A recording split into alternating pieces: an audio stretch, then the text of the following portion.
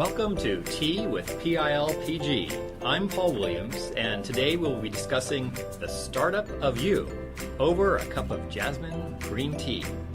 Joining me today are three young professionals with PILPG. Why don't you introduce yourself? Orga. Hi, my name is Orga Cadet. I'm a summer associate at PILPG, and I'm getting my Master's of Public Policy at Harvard University John F. Kennedy School of Government, and my Juris Doctor at Georgetown University Law Center. I also have experience working with the United Nations at their High Commissioner for Refugees office in Lebanon and the Embassy of the Republic of Haiti in Washington, D.C.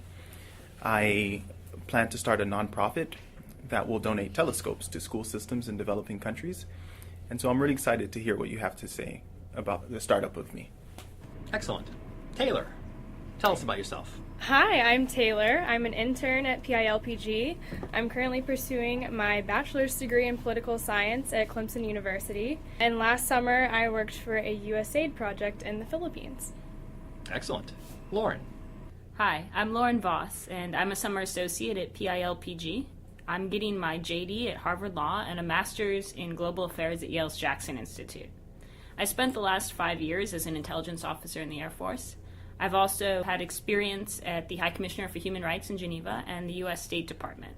And I'm actually really interested in learning about the startup of me because I'm on the board of a nonprofit called Uplift Aeronautics. It's actually only been around for about a year and a half, and what we're doing is designing UAVs, small micro UAVs, that can do swarming airlift to cut off populations that traditional humanitarian aid can't reach. So our goal is actually to use air power to end starvation and medical deprivation as weapons of war. So I feel like I could get a lot out of today's session. So basically you're an underachiever. Okay, let's talk about the startup of you. Now, why are we talking about you as a startup? Well, the reason is if I said, hey, this afternoon we're going to talk about a marketing plan, a professional development plan for yourself, you'd all be like, well, I'm kind of shy and I really don't want to talk about myself and I'm not really sure what do you mean? But if I were to say, hey, let's design a business plan for a startup company, you guys would be on that. You'd be talking about marketing plan, you'd be talking about investors, you'd be talking about assessing the stock price, you'd be thinking about how do you get together a board of advisors. So that's what we're going to do. We're going to design or talk about how you design a plan for a startup company, except that startup company is you. And so we'll want to think about how we use the tools that startups have used for you as individuals. Now, the reason why I'm so possessed by this idea of the startup of you is that I was raised in Cupertino, California, the home, Silicon Valley, the home of Apple Computer. All of my friends from elementary school are basically running startups. They're all sitting at home in the garage designing apps and making millions of dollars. And I decided to run a global pro bono law firm, which is a lot of fun, but doesn't make millions of dollars. So let's think about the first thing that comes to mind when we think about a startup. Do you want to be like Apple Computer, Google, Facebook? Or do you want to be like Wang Computers, Commodore, or Atari? Any takers on that, Taylor? I'm going to go with Apple. All right, now why not Commodore, Wang, or Atari? No one knows who they are. Because they went out of business. Commodore used to be the largest home computer company. Atari made all of the amazing video games. But they were flashes. They didn't have that sustainability. They didn't have that durability. And that's important to remember, because when people think startup, they think, wow, amazing, whiz bang, let's have a great impression. But it's that, plus it's laying the foundation for 30 or 40 or 50 years of success. Because your professional career is going to be 50 years going on from here. So let's think about how you do something now that gives you an amazing 50 years, not just something that's 2 or 3 year flash in the pan and then goes out of business. You can't retire when you're 27 years old. Well, if you start Facebook, you can retire when you're 27. But for young professionals like yourselves who want to change the world and do amazing things, you need that long-term plan, and you put those foundations in place now as a startup. Okay, so let's start with my first question. What would your stock price be? Orga, what's your stock price as a young professional? I don't know, maybe $8? Okay. Lauren, can you top that? No, I think I'd go with $8 too, somewhere around there. Taylor, what's your stock price? Well, I'm still an undergrad, so I'm going to go with $5. Okay. Good news is we have a lot to work with here. Let's think about, you guys are kind of on the market of Kmart and a few other places that I frequently shop at. Let's see how we can get your stock market price up. So the first thing you're going to need is a product. And that's pretty simple. You are the product. You're what you're selling in your company. In the startup of you, it's you and your skill set as the product. You're also going to need investors. Probably up until now it's been mom and dad and the federal government financial aid and a few other scholarship programs, but you're going to need some investors.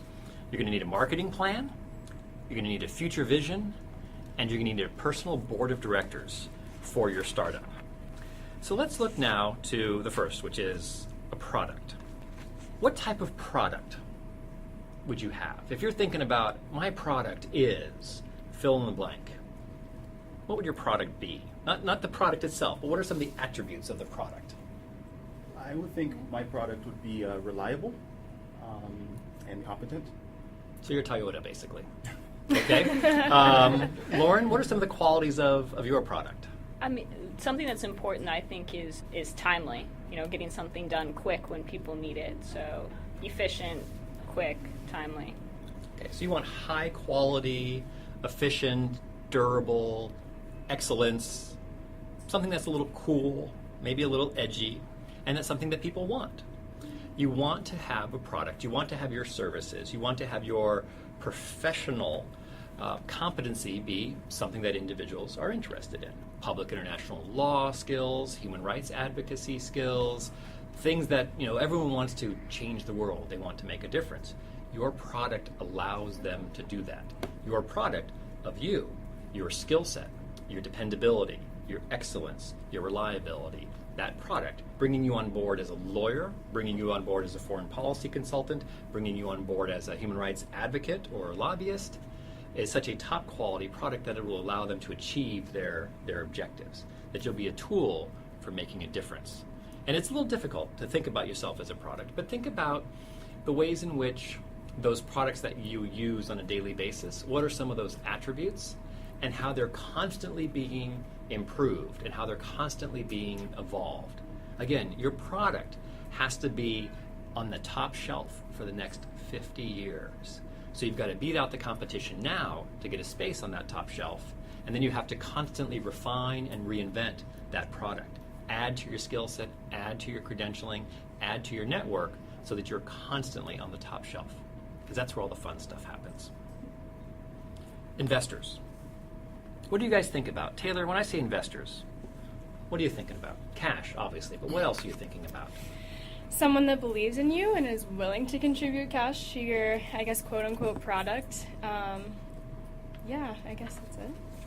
Broaden your horizons about investors. We've all heard time is money. That's true. You want senior professionals. You want those that have been in the business of marketing themselves, of making a difference, of reinventing and evolving their product, to donate their time to you. And so when we say invest, obviously there's financial resources, but that's, in terms of the startup of you, that's actually quite minimal. You want senior folks to invest their time. You want them to share their intellectual property with you. You want them to share their ideas with you. How did they get started? How did they build a network? How did they constantly stay on the competitive edge of the field in which they chose to engage in? You want people to think about vouching for you. There is nothing more valuable than a good word about your reputation from a senior professional who has an established reputation. If they share their reputation with you, if they vouch for you, if they essentially lend you their credibility and the trust that they have developed among their network, that's as good as gold. That's hugely valuable. And so when you're thinking about the startup of you, you want to identify investors that you want to attract to your product. Basically folks to become mentors, to loan you their time, to loan you their energy, to loan you their ideas, to invest in your professional growth. But why should somebody invest in you? Orga, why should someone invest in you? Well, I would hope that my good work will reflect well on them, and that will advance their own interests. Okay. Lauren, why should they invest in you? I think it's something similar. It's a return on the investment. So investing in me will actually help you. That's important. Most young professionals cannot fathom why a mentor would take time, energy, resources, and loan their goodwill to young professionals. The reality, it's something natural that people do. It's in human nature that they want to mentor others. But also, it's a return on the investment. Every special envoy out there negotiating a peace agreement has a team of 12 or more crack lawyers, policy advisors. Every senior partner at a firm has a team of a dozen or so associates and senior associates. People that are at the pinnacle of their career doing amazing things have a team helping them do those amazing things. And they're constantly looking to identify startups that they will eventually want to acquire to bring into their enterprise, that they'll want to bring into their team in order to help their stock price go up, in order to help them do more cool and amazing and interesting type of things. So they're doing it partly out of human nature, but also because they are actually investing in you. You're seeking the investment to come into you, but they're also looking to place their investment of their time and energy, knowing that you're a startup, seeing how that grows, how that percolates over the next few years, and then maybe bringing you into some of the activities that they're engaged in. There's a reason why senior colleagues in the business world invest in the 20-something startups, because they have a different skill set than the senior folks. We can all talk about strategic communications and social media, but the mentality of it can be done. If you think about the Google twins, how young they were when they started Google, how young Facebook, the Facebook founders were, even Hewlett and Packard were relatively young when they started Hewlett and Packard. It's that energy, it's that enthusiasm, and that reflects back into some of the older investors and the older established individuals. They want that dynamism as part of their team, and that's why they'll be willing to invest in you. Lauren, what do you think about vision? We mentioned that early on, that you need a vision for the future. Well, we're talking a lot about having people invest in you. So my thought on that is, when you're convincing people to invest in you, how do you get them to invest more? Using your terminology, how do I increase my stock price? You increase it by having a vision for the future. It's not just the app that you're going to invent. It's the operating software of yourself. You're not something that's flashy, that's innovative, that'll be around for 3 months. You're developing an amazing operating system. You're developing a product that continues to grow and expand. You're developing a concept or an idea that will prompt an ability to do things much more efficiently, much better than had been done in the past. And you know where you're going to be in 10, 15, or 20 years. Now, you don't have to be correct about where you're going to be in 15 or 20 years, but you have to have a vision for where you want to be in 15 or 20 years, because that will keep you profitable and that will keep your stock price up.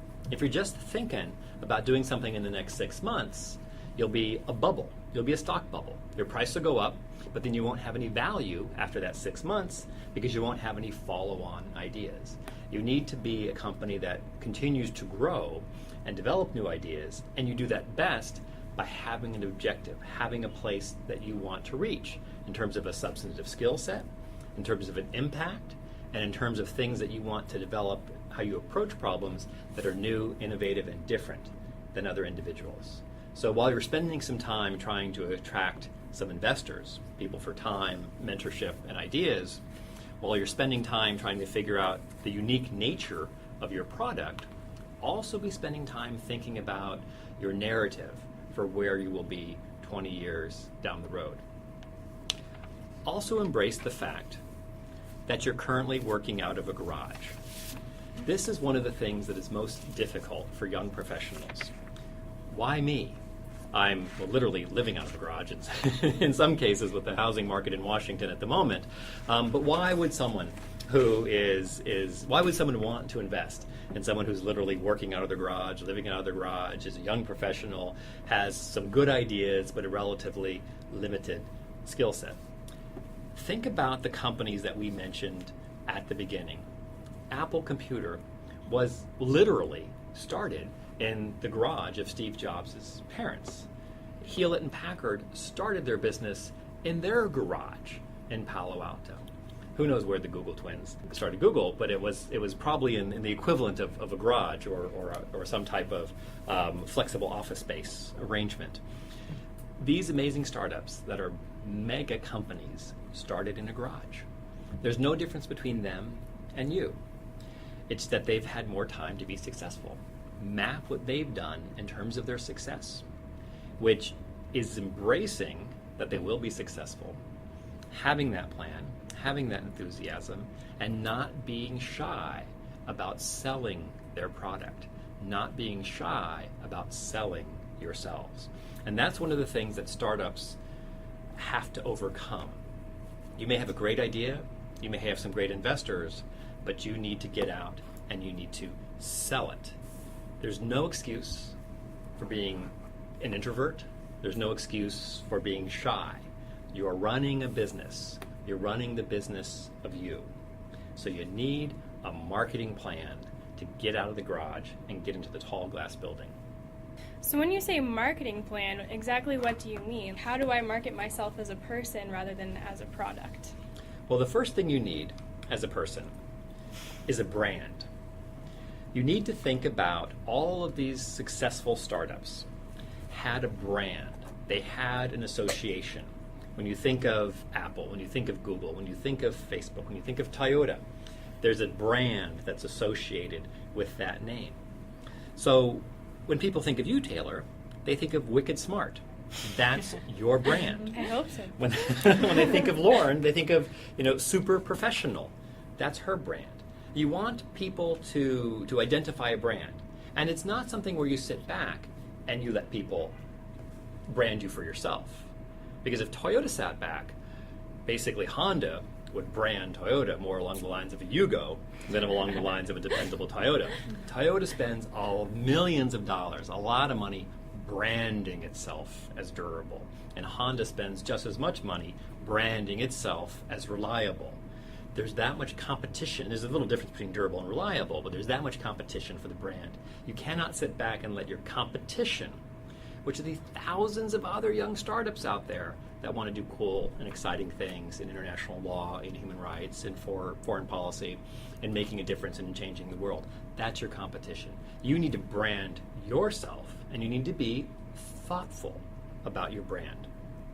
You need to use social media to your advantage. You should strike the word social from your vocabulary. In today's world, there is nothing social about social media. Social media is strategic communications. It's marketing. Your Facebook, your Twitter, your Instagram, your Snapchat, your LinkedIn, it should be all geared towards your professional brand, your professional marketing plan. You can create a pseudonym and have your personal stuff on a pseudonym or on some other type of shadow social media. But this is an amazing tool that you have. The generation above you is still grappling with how to use it. The generation below you is going to outflank you on using social media because they use it for their everyday life. My daughter, she's 15, she runs her life on social media. She does her homework through a collaborative process on social media. Embrace it. It's your strategic communication platform. It's your best asset. I know what a fax machine is. I know what a Rolodex actually looks like. It's not just a term of art. It's a physical thing called a Rolodex. I lived before the internet. The resources that you have at the moment through your strategic communications platforms are phenomenal, and they're going to allow you to have your startup be hugely successful. You need to have the trappings of traditional marketing plans and success, and you need to utilize them. One of the seldom discussed backstories is that these young startups oftentimes will hire a gray hair to come in and sort of add some tradition to the board.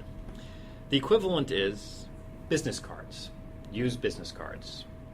The community of established professionals, the community of established companies use business cards. It's part of the trade. Every company, every individual, every professional has a business card. Embrace it now. As a young startup of you, embrace having a business card, embrace having a professional LinkedIn profile, embrace developing a network. It's not just for socializing anymore. A network is for professionalism. Embrace an elevator speech. Every company you will work for will have an elevator speech. PILPG has an elevator speech. You as individuals should have elevator speeches. When you shake someone's hand and you say your name and you say your affiliation, you start off with 2 or 3 sentences as well about your elevator speech. And then if there's a connection, you continue that elevator speech, literally, as long as the elevator continues to go up or go down. You want to have those types of aspects of your marketing plan. And then you want to have stickiness. You want to have something that brings people back to you. You want to have that professional excellence, that professional passion, that sense of confidence, where individuals want to actually connect with you on LinkedIn, invite you to an event that they're hosting, reach out to you to see what you're doing next summer, reach out to see what you're doing after you graduate.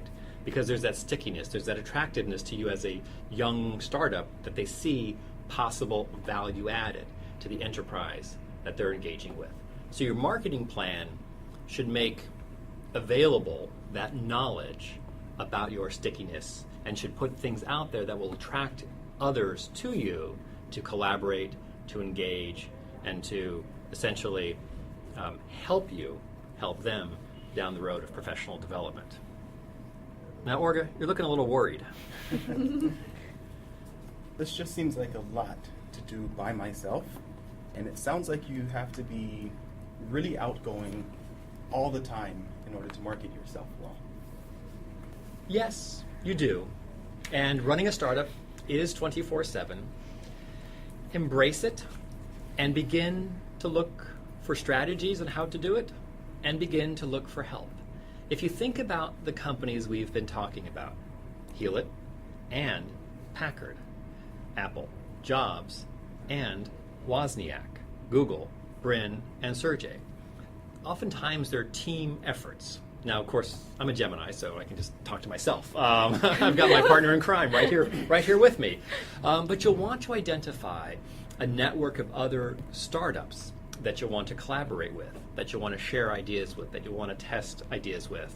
And the good news is you don't have to worry about somebody stealing your intellectual property because at its core, you are your own product. But you'll want to find a group of 5 or 6 other like-minded young professionals who are visualizing themselves as startups and who are dynamic. And if you share that intellectual energy of 5 or 6 individuals, you can really leverage and scale the growth of your startup. If one of the individuals, say for instance, if Taylor was exceptionally talented at networking and conceiving of how to use strategic communications, and Orga had a knack for attracting investors, and Lauren had a real sense of assessing that sort of stock price. What is going to bring your stock price up? What is going to bring your stock price down? How are you going to articulate a vision?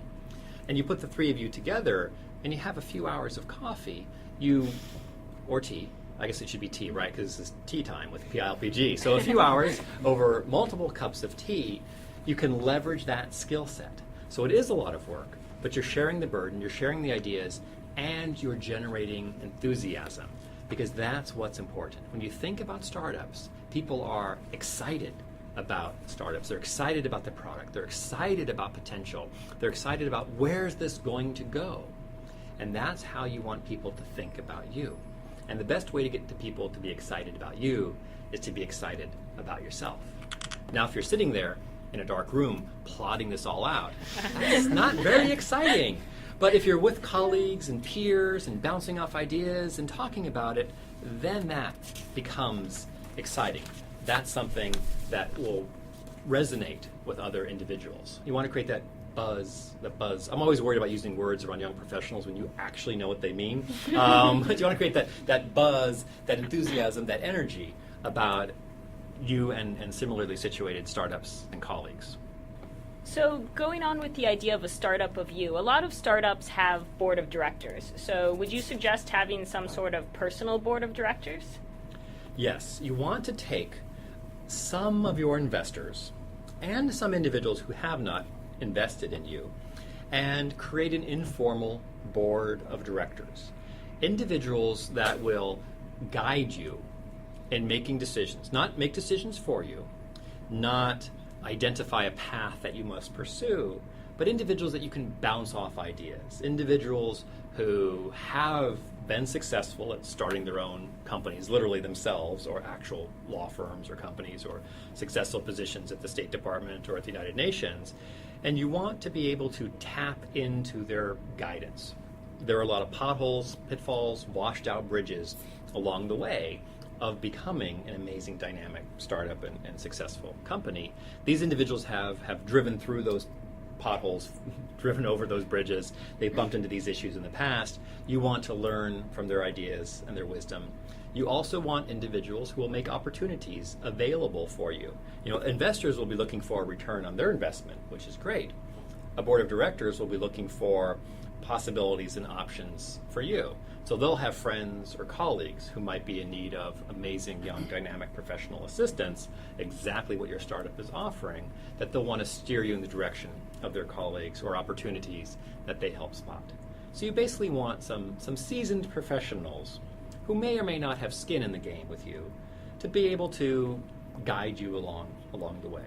These are essentially mentors. You want to have a good half a dozen or so mentors. Well, Paul, I'm glad that you may think I'm wicked smart, but how do I convince other people that I'm wicked smart? How do I convince them that I'm worth investing in and that they should be on my personal board?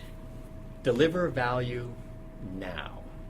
Everyone that is senior to you in the professional community is constantly assessing whether young professionals can actually deliver value. Young professionals are very good about talking about the value that they could deliver. Everyone talks about that. But few young professionals actually deliver immediate value. So be constantly thinking about how do you add value to any interaction you have with a senior professional or somebody that you may wish to recruit for your board of advisors. So for instance, at PILPG this summer, it's very easy for you all to show your wares, so to speak, as a startup, to be able to add value by doing legal research, contributing to our strategic communications, doing policy research, engaging in meetings and asking intelligent questions and providing advice and suggestions. Also, spending the summer in Washington gives you that opportunity for any time there's a professional contact to follow up with some information, with some ideas, even if it's a small piece of value that sets you apart from the other startups, the other young professionals, again, who are very good at articulating what their value might be someday, but actually building on your $6 stock price, building on your $8 stock price now, and adding value to whatever enterprise that senior professional might be engaged in. And not being shy, asking. I'm surprised how many senior professionals will come to me as a faculty member and say, I'm sort of interested in teaching, in adjuncting. I'm like, why?